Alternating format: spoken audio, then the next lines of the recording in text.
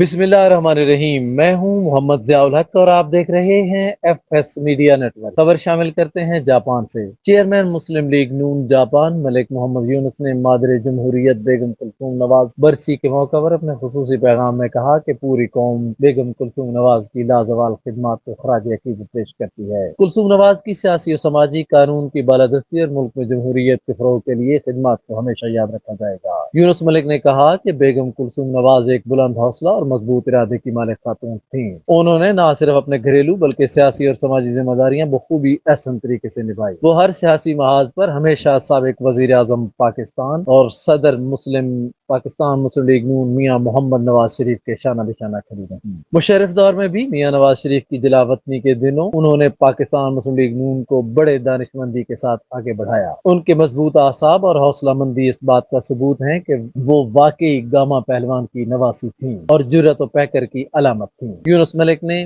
बेगम कुलसूम नवाज के दर्जात की बुलंदी और जन्नत में आला मकाम के लिए अल्लाह तबारक व तआला के हुजूर दुआ की। सब्सक्राइब कीजिए एफएस मीडिया नेटवर्क और देखते रहिए ताज़ा तरीन तबसरे और खबरें।